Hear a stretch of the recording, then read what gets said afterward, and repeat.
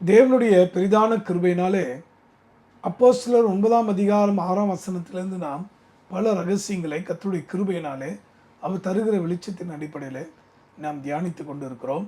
அந்த வார்த்தைகளை கவனமாய் கேட்டு அதன்படி நடக்க தங்களை அர்ப்பணிக்கிற எல்லா சகோதர சகோதரிகளையும் என் தேவனாகிய கர்த்தர் அவிரோதமாய் ஆசீர்வதித்து வருகிறார். ஆம் பிரியமானவர்களே, இன்றும் கூட அவருடைய மகத்துவமான சத்தத்தை கேட்டு அதன்படி நடப்போமா? இது உங்களுடைய ஆசீர்வாதத்துக்காக அப்போஸ்தலர் புஸ்தகத்தில் 9ஆம் அதிகாரம் 6ஆம் வசனத்தை வாசிக்க கேட்போமா? Acts chapter 9 verse 6. அவன் நடுங்கி திகைத்து, ஆண்டவரே, நான் என்ன செய்ய சித்தமாய் இருக்கிறீர் என்றான். அதற்கு கர்த்தர், நீ எழுந்து பட்டணத்துக்குள்ளே போ, நீ செய்ய வேண்டியது அங்கே உனக்கு சொல்லப்படும் என்றார். இந்த வேத வாக்கியத்தில் தேவனோடு கூட ஒரு மனுஷன் பேசுவதும் அந்த மனுஷனோடு அந்த தேவன் இடைப்படுவதும் பார்த்தீங்கன்னா ஆச்சரியமாக இருக்குது இல்லையா? இன்றைக்கி கூட இந்த நிகழ்ச்சி மூலமாக, இந்த வார்த்தை மூலமாக தேவாதி தேவன் உங்களோடு கூட பேசுகிறார். உங்களுடைய வாழ்க்கையின் சூழ்நிலையை அவர் நன்கு அறிவார். இந்த வார்த்தையை கேட்குற நீங்கள் எப்படிப்பட்ட துயரத்தில் அல்லது வேதனையில், வியாதியில் அல்லது குழப்பத்தில், எதிர்காலத்தை குறித்த ஒரு தெளிவில்லாதபடி வாழ்ந்து கொண்டு இருக்கீங்கன்னு கர்த்தருக்கு நன்கு தெரியும். சிருஷ்டிகர் தம்முடைய சிருஷ்டிப்பை பார்த்து பேசுவதை போலதான் இதை நான் எடுத்துக்கொள்கிறேன். ஆம் பிரியமானவர்களே, அருமையான பவுலுக்கு தேவன் கொடுத்த ஒரு ஆலோசனை, நீ எழுந்து. இன்றைக்கு இந்த வார்த்தையை தான் நாம் சிந்திக்க இருக்கிறோம். தொடர்ந்து முதலாவது அவர் சொல்கிற ஒரு ஆலோசனை என்ன? நீ என் சித்தத்தை அறியணுமா? என் விருப்பத்தின்படி நீ வாழணுமா? உன்னுடைய எதிர்காலம், உன்னுடைய படிப்பு, உன்னுடைய குடும்ப காரியங்கள், ஊழிய காரியங்கள் என் விருப்பத்தின்படி, கர்த்தராகிய தேவனுடைய விருப்பத்தின்படி அமையணுமா? இதோ தேவன் தருகிற பிரதான ஆலோசனை என்னென்னா, நீ எழுந்து. இதனுடைய பொருள் என்னென்னா, இதெல்லாம் மனித சமுதாயத்தை எழும்ப முடியாதபடி பண்ணுது. எல்லாருக்கும் தெரிந்துதான், நம்ம எல்லாருமே புரிந்து கொள்ளணும். முதலாவது, பாவம் செய்கிற ஆத்மா சாகும் என்று வேதம் சொல்கிறது. ஆக பாவம்தான் மனுஷனுடைய வாழ்க்கையில் எழும்ப முடியாதபடி அவனை தடுக்க செய்கிறது, அவனை நிர்மூலமாக்கி விடுகிறது. அதனால இங்கே சொல்லப்பட்டிருக்கு, பவுலுக்கு ஆண்டு கொடுத்த முதல் ஆலோசனை என்னென்னா, எழுந்து, நீ எழுந்து. பிரியமானவர்களே, இதை நீங்கள் புரிந்து கொள்ள பழைய ஏற்பாடு காலத்தில் கர்த்தருக்காக எழும்பி பிரகாசித்த சில தேவ மனிதர்களுடைய வாழ்க்கையை சற்று ஒப்பிட்டு பார்த்தோம்னா அநேக ரகசியங்களை நம்ம கண்டுகொள்ளலாம். இப்பொழுதும் கூட எலியாங்கிற தீர்க்கதரிசியுடைய வாழ்க்கையிலேருந்து சில காரியங்களை உங்களுக்கு நான் எடுத்து சொல்ல ஆண்டவர் உதவி செய்கிறார். இந்த வார்த்தையை கவனமாக கேட்பீங்களா? 1 ராஜாக்களின் புஸ்தகத்தில் 19ஆம் அதிகாரம் 3 மற்றும் 4ஆம் வசனத்தை வாசிக்க கேட்போமா? 1 Kings chapter 19 verse 3 and 4. அவனுக்கு அது தெரிந்த போது எழுந்து தன் பிராணனை காக்க யூதாவை சேர்ந்த பேர்செபாவுக்கு புறப்பட்டு போய் தன் வேலைக்காரனை அங்கே நிறுத்திவிட்டான். அவன் வனாந்திரத்தில் ஒரு நாள் பிரயாணமாய் போய் ஒரு சூறைச்செடியின் கீழ் உட்கார்ந்து தான் சாக வேண்டும் என்று கோரி, போதும் கர்த்தாவே, என் ஆத்துமாவை எடுத்துக்கொள்ளும், நான் என் பிதாக்களை பார்க்கிலும் நல்லவன் அல்ல என்று சொல்லி.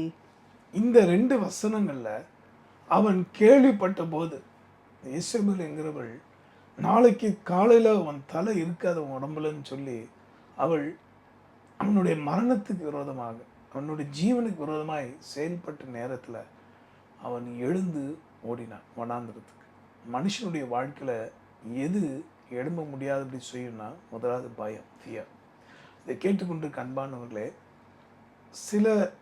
அதுக்கு முந்தின அதிகாரத்தை பார்த்தீங்கன்னா, பரலோகத்திலேருந்து அக்கினியை கர்த்தருடைய கிருபையினால கொண்டு வந்த எலியா, பாகாலுடைய தீர்க்கதரிசிகளுக்கு முன்பாக கர்த்தரே தேவன், கர்த்தரே தேவன் என்று நிரூபித்து காட்டின எலியா சில நாட்களுக்குள்ளாக பயந்து ஓடுகிறார். இது எல்லா மனுஷனுடைய வாழ்க்கையிலும் நடக்கிற ஒரு இயல்பான காரியம்தான். எதுக்கு இதை நான் சொல்கிறேன்னா, நீ எழுந்து பட்டணத்துக்குள்ளே போ. பவுலே, நீ முதலாவது எழும்பணும். முதலாவது எதுக்கு எழும்பணும்? பயம் இல்லாமல் எழும்பணும். கர்த்தரை நம்புகிறவர்களுக்கு இந்த உலகத்தில் பார்த்தீங்கன்னா, உண்மையாக பயந்து கர்த்தருக்கு வாழ்கிறவங்களை இந்த உலகம் பலவிதமான பயமுறுத்தலை செய்யும். அது என்ன? உன்னுடைய பேரை கெடுத்துருவோம், உன் ஊழியத்தை நாசமாக்கிடுவோம், உன்னுடைய குடும்பத்தை நாசமாக்கிடுவோம், இப்படி பலவிதமான மிரட்டல் வரும். எத்தனையோ மிஷனரிமார்கள் இந்தியா மேல் பாரம் கொண்டு, ஏன் பாசம் காதல் கொண்டு இந்திய மக்களுடைய விடுதலைக்காக, ரட்சிப்புக்காக, அவர்களுடைய உலக ரீதியான இந்த படிப்பு, மற்ற மெடிக்கல் போன்றதான மருத்துவ காரியங்களுக்காக எவ்வளவு தியாகம் பண்ணியிருக்கிறார்கள். அதை மறுக்க முடியுமா? ஆனால் அவர்கள் இந்த இடத்துல தொடர்ந்து வேலை செய்யக்கூடாதபடி, பணியாற்றக்கூடாதபடி எவ்வளவு மிரட்டல், எத்தனை விதமான தீங்க மனுஷர்கள் செய்தாங்க. இன்று கூட சில ஆண்டுகள் முன்பாக கூட நடந்த சம்பவங்களை நாம் பார்க்கலாம். எதுக்கு இதை நான் சொல்லனா, நீ எழுந்து என் அன்பானவர்களே, உங்களை கொண்டு கத்த செய்ய விரும்புகிறத யாரும் தடுக்க முடியாது. தயவுசெய்து இந்த உலக மனுஷர்கள் சொல்லுகிற அல்லது செய்கிற தீங்க நினைச்சு பயந்துடாதீங்க. இயல்பாக வரும் பயம். ஏன்னா இயேசு கிறிஸ்துவே படகுல பிரயாணப்பட்டு போயின்னு இருக்காரு, படகுல உறங்கி கொண்டு இருக்கிறாரு. சீசர்கள்லாம் பயந்தாங்க. கடல் கொந்தளிப்பதை பார்த்து, கடலில் காற்று வேகமாக அடிக்கிறத பார்த்துட்டு பயந்தாங்க. உமக்கு கவலை இல்லையா? அன்னைக்கு கூட மார்த்தாள் மரியாளுடைய சகோதரிகள் என்ன பண்ணாங்க, அதை மார்த்தாள் என்ன பண்ணா, மரியாள் நல்ல பங்கு தெரிஞ்சுக்கிட்டா. ஆனால் மார்த்தாள் உமக்கு கவலை இல்லையா? அது ஒரு பயம். எல்லாம் நம்ம மேலே வந்துடுமோ? இன்னைக்கு கூட இந்த நிகழ்ச்சி பார்க்குற நீங்கள், எங்கடா நம்ம தலையிலே எல்லா ரெஸ்பான்சிபிலிட்டி வந்துடுமோ? இப்போ போகிற நிலைமையை பார்த்தா எல்லாம் நம்ம கிட்ட நம்மளை மாட்டி விட்டுருவாங்க போல இருக்க அப்படின்னு நீங்கள் பயந்து கொண்டு இருக்கீங்க. நான் என்ன சொல்கிறேன்னா, நீங்கள் நன்மை செய்த போது நீங்கள் பயப்பட வேண்டிய அவசியம் கிடையாது. நீங்கள் 4 பேருக்கு நல்லது செய்கிறதுக்காக பல நல்ல காரியங்களை, திட்டங்களை பண்ணியிருக்கீங்க. அது ஒரு சிலருக்கு பிடிக்காமல் இருக்கலாம். பொறாமையினால் உங்களுக்கு விரோதமாக அவதூறு பண்ணலாம், பலவிதமான எரிச்சல் அடைஞ்சு உங்களுக்கு விரோதமாக பரிகாசம் பண்ணலாம், அல்லது எப்போ நேரம் வர உங்களை கவுத்து விடலாம் என்று சொல்லி பொல்லாத பிசாசு, பொல்லாத மனுஷர்களை வச்சு உங்களுக்கு விரோதமாக செயல்படுவான். ஆனால் நீங்கள் எழும்புங்க, பயப்படாதீங்கன்னு கர்த்தர் சொல்கிறார். நான் கூட என் வாழ்க்கையில் பாடுகள் மத்தியில் இயேசுவை நான் இன்னும் அறியக்கூடாது, அவர் ஆராதிக்கக்கூடாது, அவருடைய பணியை நான் செய்யக்கூடாது என்பதுக்காக சொந்த வீட்டார், உறவினர்கள் என்று சொல்லக்கூடிய பல மனுஷர்கள் பயங்கரமாக எழும்பினாங்க ஒரு காலகட்டங்களில். இன்று கூட அநேகர் நேரடியாக இல்லை, மறைமுகமாக பண்ணுறாங்க. ஆனால் அதை குறித்து நாங்கள் அஞ்சுவதில்லை. ஏனென்றால், பயப்படாதே சிறு மந்தையே, வலக்கரத்தால் நித்தம் தாங்கிடுவே.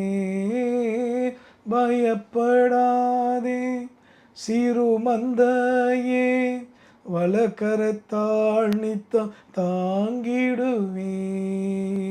திகையாதே மனம் கலங்காதே, திகையாதே மனம் கலங்காதே. நேசத்தால் உன்னை மூடிடுவே. துதிக்கின்றோ உம்மை, புகழ்கின்றோ உம்மை, பாடுகின்றோ உம்மை, பரவசம் அடைவோம். இந்த பாடல் எப்போ தந்தார்னா, பாடுகள் மத்தியில் மனிதராகிய நான் எழுந்து கர்த்தருக்காக பிரகாசிக்கக்கூடாது, தொடர்ந்து சுவிசேஷ பணியை செஞ்சிடக்கூடாது, ஆத்துமாதாயம் பண்ணிடக்கூடாது, கர்த்தர் சமூகத்தில் நாள் கணக்காக, மாதம் கணக்காக, நாள் கணக்காக, நேரம் கணக்காக தேவ சமூகத்தில் காத்திருந்தக்கூடாது என்று சொல்லி பிசாசு எவ்வளோ தீங்கு செஞ்சானோ அது எல்லாவற்றையும் உடைத்தெறிய தேவாதி தேவன் எனக்கு அளவில்லாத கிருபையும் பலனையும் தந்தார். காரணம் என்னென்னா, அவர் பயத்தை நீக்கினார். வேதம் சொல்லுகிறது, அன்பு பூரணப்படும் போது பயத்தை புறம்பே தள்ளும். என் அன்பானவர்களே, நீ எழும்ப முடியாதபடி இருப்பது பயம்தான். அந்த ஃபியருங்கிற அந்த பொல்லாத அந்த ஆயுதத்தை சாத்தான் உன் குடும்பத்தில், உன் ஊழியத்தில், உன் தனிப்பட்ட வாழ்க்கையில் வச்சுருப்பான். அது இப்போ கர்த்தர் உடைத்து போடுவதை நான் பார்க்குறேன். அது ஒரே reason, to overcome the fear, love your God with full mind. முழு மனசோடு, முழு இதயத்தோடு ஆண்டவரிடத்தில் அன்பு கூறுங்க. நிச்சயமாக நீங்கள் எழுந்து பிரகாசிக்க முடியும். ஜெபிப்போமா? அன்புள்ள ஆண்டவரை, இந்த அற்புத வார்த்தை கேட்ட உங்களுடைய பிள்ளைகளுடைய வாழ்க்கையில் பயத்தினாலே அவர்கள் ஆசீர்வாதங்களை இழந்து கொண்டு இருக்கிறாங்க. ஆனால் கர்த்தராகிய தேவன் இப்போ அதை தேற்றி, உணர்த்தி, சீர்படுத்தி, பலப்படுத்தினதுக்காக ஸ்தோத்திரம். தொடர்ந்து கேட்க போகிற வசனங்களையும் வார்த்தைகளையும் ஜபத்தோடு வளர்ந்து அநேகருக்கு ஆசீர்வாதமாக வையும். இந்த தீர்க்க தரிசன வார்த்தையை, கர்த்தருடைய ஆலோசனையை கேட்டு பிறருக்கு ஷேர் பண்ண ஒவ்வொரு பிள்ளைகளையும் நீங்கள் ஆசீர்வதியாப்பா. பயப்புமுத்துற அந்த வியாதிகள், வேதனைகள் அல்லது தீங்கு எல்லாம் கர்த்தர் எடுத்து போடும். இயேசுவின் மூலம் ஜெபிக்கிறோம் நல்ல பிதாவே, ஆமென். கர்த்தர் உங்களையும் உங்கள் குடும்பத்தையும் அபிரதமாய் ஆசீர்வதிப்பாராக. ஆமென்.